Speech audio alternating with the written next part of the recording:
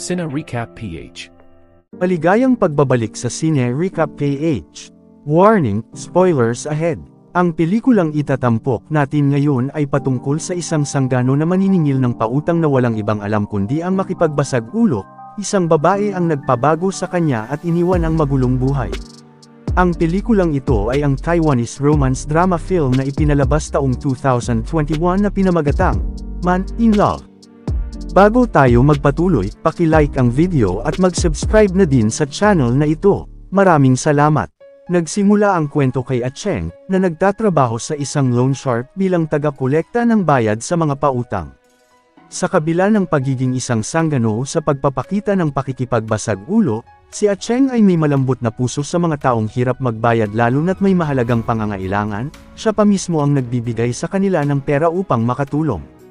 Araw-araw umiikot ang grupo ni Acheng sa mga nasasakupan para maningil ng pautang sa kanilang kumpanya na may halong pananakot pero mayroon pa ring kabutihan, kaya ang kanyang boss na si Madam Sai madalas dismayado sa napakababang koleksyong nakukuha nito sa nasasakupan.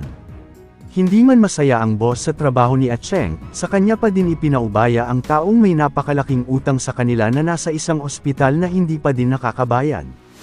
Agad nagtungo si Acheng sa ospital para gawin ang trabaho na napag-alamang nakaratay sa kama ang may utang. Lumabas ang anak nito na si Wu Haoteng at sa unang pagkikita nahulog agad ang loob ng sanggano sa unang pagkakataon.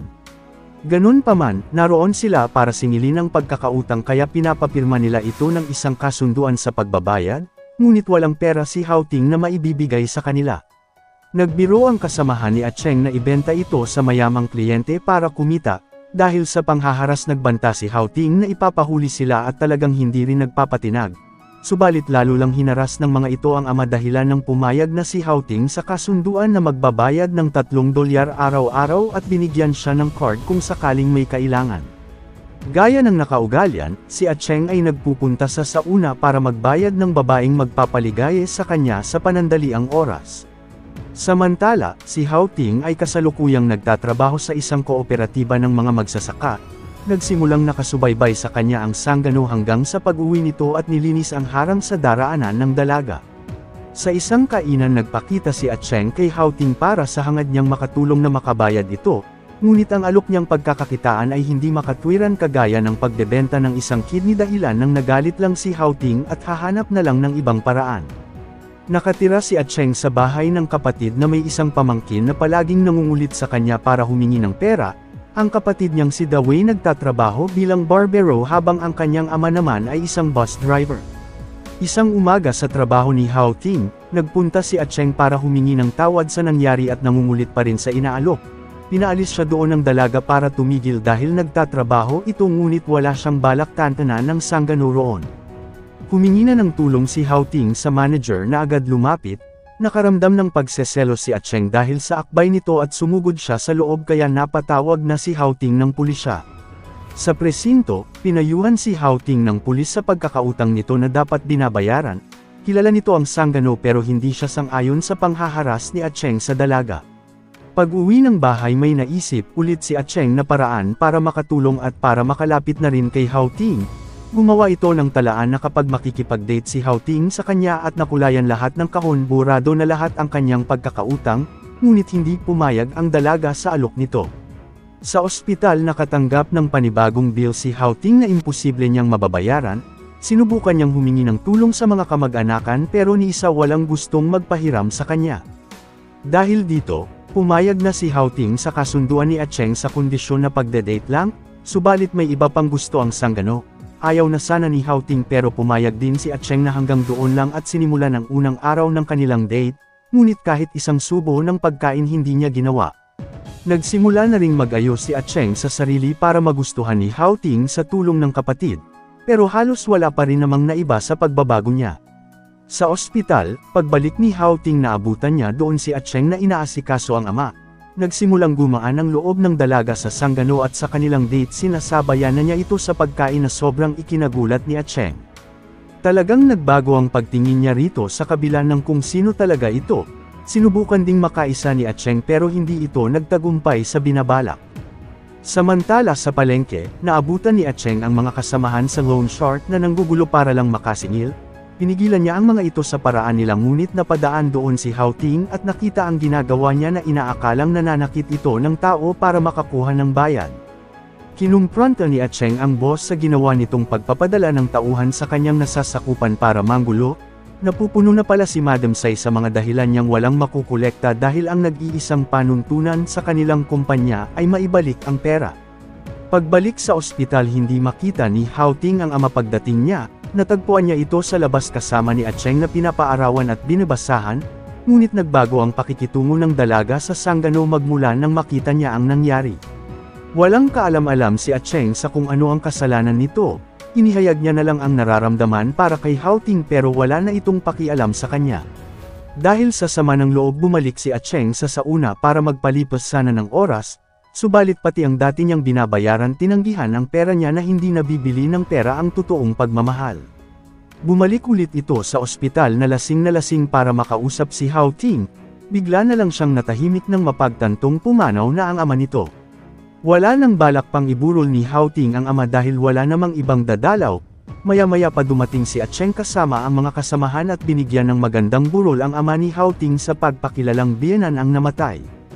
Hindi na napigilan ni Hao Ting maiyak sa ginawa ng sanggano para sa ama, nalaman niya rin sa mga bisitang dumalaw na si Acheng ang tumutulong sa kanila kaya nagpapatuloy ang pagpapatakbo nila ng negosyo. Hindi pinabayaan ni Acheng ang dalaga hanggang sa matapos ang pagluluksa sa ama at inihatid ito sa tinutuluyan, bumalik ulit ang magandang pakikitungo ni Hao Ting matapos malaman ang totoo pero ngayon nirerespeto na ito ng sanggano. Kinabukasan, binigyan ni Acheng ang ama ng bitamina habang ito ay namamasada sa lansangan, pinuntahan niya rin si Hao Ting sa trabaho nito para bigyan ng bitaminang pampalakas ng katawan at ikinagulat niyang nagsimula ng magbiro ang dalaga sa kanya. Aalis na sana si Acheng pero bigla itong inaya ni Hao Ting sandali, nagpalamig na muna ang dalawa sa rooftop ng gusali at nag-usap. Doon natanong ni Hao Ting kung ano ang nagustuhan nito sa kanya. Nagpaligoy-ligoy pa sana ang sanggano pero sinabi niya din ang mga nagustuhan niya sa dalaga, dahil dito hinalikan siya sa pisngi ni Hao Ting na ikinagulat nito kaya kinuha na niya ang pagkakataon na matagal na niyang gusto, pero pinigilan siya sa binabalak na gawin. Magmula noon opisyal nang magkarelasyon ang dalawa, ginawa ni Acheng ang makakaya para pasayahin si Hao Ting hanggang umabot sa nagsasama na sila sa iisang bubong. Naibahagi ni Hao Ting ang pangarap niyang magtayo ng isang maliit na negosyo. Pag pinagsama ang nautang niyang pera sa kumpanya at ang nakuha sa insurance ng ama makakapagsimula na ito ng maliit na puhunan. Kalaunan, habang naniningil ang grupo ni Acheng nalagay sa peligro ang kanilang buhay, natamaan ang ulo nito pero sa kabutihang palad napabagsak niya ang nakaaway. Araw din pala ngayon ang kanilang anibersaryo ng kasintahan. Sa kabila ng duguan ito hindi pa din siya nagpadala sa ospital at sinabi ang magandang balita para kay Hao Ting na titigil na ito bilang collector ng pautang at ituloy ang negosyong pinapangarap ng magkasama sila. Matapos nito nagpaalam na si Acheng sa boss na tumigil na sa kanyang trabaho para magtayo ng negosyo kasama ang kasintahan, hinikayat siya ni Madam Sai na magtrabaho pa rin sa kanya pero nakapagdesisyon na talaga ito. Ngunit nahihirapan silang maghanap ng pwesto para sa itatayong negosyo dahil napakamahal ng upa. Naghanap pa din si Acheng at may nakuhang magandang pwesto subalit nangangailangan ng malaking halaga. Lumapit na si Acheng kay Madam Sai para humingi ng tulong, inalok itong mag-invest ng pera sa kanya kahit isang beses lang at kikita siya ng mas malaki. Pinag-isipang mabuti ni Acheng ang gagawin hanggang dumating ang kasintahan galing sa pamilihan. Ipinakita niya ang balak nilang kuhaning pwesto para sa magiging shop at inakuna ang lahat ng gastusin. Hindi umaasa si Hao Ting na matutupad ang pangarap, ang mahalaga lang sa kanya magkasama sila, pero nangako si Acheng na hindi ito maghihirap sa buhay kasama siya. Hangad ni Acheng na pag naging maayos na ang kanilang negosyo at makaipon, gusto niyang magpakasal para ipakita sa ama ni Hao Ting na kahit wala na ito may nag-aalaga pa rin sa kanya. Kinabukasan, dinala ni Acheng ang lahat ng pera nila ng kasintahan para mamuhunan kay Madam Sai, kasalukuyan namang pinuntahan ni Hao Ting ang kausap ni Acheng para sa pwesto pero kailangan muna siyang antayin. Tinawagan ito ni Hao Ting dahil kailangan ng deposito bago magkapirmahan sa kontrata ngunit hindi ito makontak, subalit sa kalagitnaan ng laro biglang may dumating na mga magnanakaw na sinusubukan nilang pigilan. Kinuha ng grupo ang lahat ng perang nakadeposito na pilit niyang pinipigilan, Nang makahanap ng pagkakataon si Acheng, laking gulat niyang malaman na tauhan lang din pala ni Madam Sai ang mga ito, ngunit hinampas siya sa ulo dahilan ng makaramdam ito ng pagkahilo. Dahil dito hindi na nakuha ni Hao Ting ang pwesto, nadaanan niya ang kasintahan na naglalasing sa isang tindahan na naliligo sa dugo, nag-alala man ito pero ayaw magpatulong ni Acheng sa kasintahan. Dismayado si Hao Ting dahil hindi nila nakuha ang pwesto at balak na lang makiusap ulit. Inamin na ni Acheng na wala na ang pera nilang pambayad kabilang ang insurance ng kanyang ama sa dahilang natalo ito sa sugal. Nagalit si Hao Ting sa ginawa nito pero mas pinili niyang huminahon at pag-usapan na lang pag-uwi. Subalit nang dahil sa kabiguan minaliit ni Acheng ang sarili na hindi na ito magbabago kung ano siya noon, pinalabas din itong hindi niya talaga minahal si Hao Ting dahilan nang nagalit ito sa kanya at nakipaghiwalay. Pag-alis ng kasintahan nagwala si Acheng sa katangahang nagawa, dahil 10 oras na ng gabi nagalit ang mga nakatira sa palibot at tumawag ng pulisya. Ngunit pagdating nila lumaban ang sanggano sa mga pulis, ginulpi niya ang mga ito na humantong sa kanyang pagkakakulong. 6 na buwan ang nakalipas binigyan si Acheng ng parole, una niyang pinuntahan ng kaibigang pulis para hanapin si Madam Sai sa malaki nitong pagkakautang sa kanya. Nalaman niyang tumatakbo na ito ngayon sa politika ngunit nagpanggap lang itong hindi siya kilala. Sinusubukang singilin ni Acheng ang perang kinuha nito sa kanya pero wala nang balak ang dating boss na ibalik pa. Sa trabaho ni Hao Ting nagpunta rin si Acheng pero hindi ito nagpakita. Sinundan niya lang ang dating kasintahan na lumipat na ng ibang tirahan subalit biglang dumugo ang ilong niya. Kinabukasan, pagbalik ni Madam Sai sa headquarters, winasak ni Acheng ang lahat ng gamit sa pangungumpanya at ginulpi ang tauhan na namumuno noon sa pagnanakaw. Nagbanta si Acheng na papasabugan ang buong lugar kung hindi ibalik ang perang kinuha nito sa kanya. Bumalik ang eksena sa kulungan nang bigla na lang itong bumagsak. Nadiskubre na may malubha palang sakit si Acheng kaya ito pinalaya ng mas maaga para makapagpagamot at makasama ang pamilya sa natitirang sandali ng kanyang buhay. Wala nang ibang hangad si Acheng bago mawala kundi ang maibalik ang pera sa may-ari. Pinuntahan niya agad ang dating kasintahan matapos makuha ang pera para ibalik pero hindi na ito kailangan ni Hao Ting. Humingi ng tawad si Acheng sa nagawa ngunit ayaw na siyang patawarin ng dating kasintahan. Sa presinto, nagtungo si Acheng matapos mabalita ang naroon ang ama. Nalaman niyang may sakit na rin ito sa pagkakalimot at dumating din doon ang kapatid.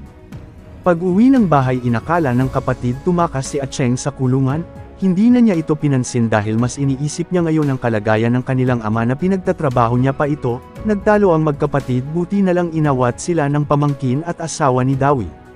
Napagtanto ni Acheng na kaya pinagtrabaho ng kapatid ang ama dahil nakakatulong ito sa kanyang memorya. Kinabukasan ng aalis na ito hinabol siya ng pamangkin upang iabot ang perang binigay ng kapatid. Kaunti lang ang kinuha ni Acheng at ibinigay lahat sa pamangkin ang natitira. Matapos nito binisita ulit ni Acheng ang dating kasintahan, hindi na ito nagpakita ng malamang masaya na si Hao Ting sa panibagong buhay. Kampante na ngayong umalis si Acheng na masaya na ang dating kasintahan sa bagong manliligaw. Subalit nang aalis na ito biglang umagos ang dugo sa ilong niya at nakaramdam ng matinding pagkahilo. Nang magising ulit ito naroon na siya sa isang ospital, nalaman niya sa nurse na nagngangalang Hao Ting ang nagdala sa kanya roon na inaasikaso sa baba ang mga kailangan, dahil kahit may kadate itong iba alam ng dating kasintahan na naroon siya dahilan ng agarang na isugod ito sa ospital. Maya-maya pa pagbalik ni Hao Ting wala na doon si Acheng, nalaman niyang balak itong sasakay ng bus patungong probinsya. Agaran niya itong hinanap na napag-alaman mula sa kaibigang pulis na may taning na ang buhay nito na lubha niyang ikinalugmok. Hindi nagtagal nakita niya ito sa estasyon ng bus at pinagsisihan ang pagtaboy sa kanya noon. Kalaunan, bago sumalang si Acheng sa operasyon balak siyang ahitan ng kapatid pero hindi niya kinaya ang nalaman, si Hao Ting na ang gumawa para kay Acheng na inaalala ang masasayang araw na magkasama sila. Hindi nagtagal sinimulan na ang operasyon, hindi ito nagpakita ng kahinaan at nilabanan ang sakit sa tulong ni Hao Ting na palaging nasa kanyang tabi sa lahat ng oras. Ngunit dumating din ang araw na hindi na kinaya pa ni Acheng magpatuloy. Naalala ni Hao Ting ang pangarap nitong magpakasal sila subalit tuluyan ng binawian ng buhay ang kasintahan. Malungkot mang tanggapin, masaya na si Hao Ting na nasa magandang kalagayan na ngayon ang taong minamahal. Ang ama ni Acheng naalala din ang balak sanang ipakilala ng anak ang kanyang magiging manugang. Hiniling niya noon sa ama na ituring rin itong anak dahil ulila na ang kasintahan. Habang nasa pagluluksa ang buong pamilya, lumabas ang ama niya sa kabila ng malakas na ulan at nakita si Hao Ting, ngunit pinapasok ito ng anak sa loob at iniisip hanggang ngayon problema pa din ang dala ng anak kahit sumakabilang buhay na. Isang umaga sa trabaho ni Hao Ting may dumating, nakatanggap naman si Dewey ng padala mula sa namayapang kapatid nung nabubuhay pa ito.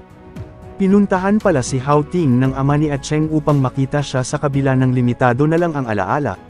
Hindi rin lubos akalain ni Dewey na iniisip pa din siya ng kapatid sa mga natitirang panahon nito, habang paunti-unti nang tinatanggap ni Hao Ting ang pagkawala ng kasintahan pero hindi niya ito kinakalimutan. Dito na nagtatapos ang ating kwento, sana nagustuhan nyo. I-like ang video at mag-subscribe na din sa channel na ito. Maraming salamat sa panunood, hanggang sa muli. Paalam!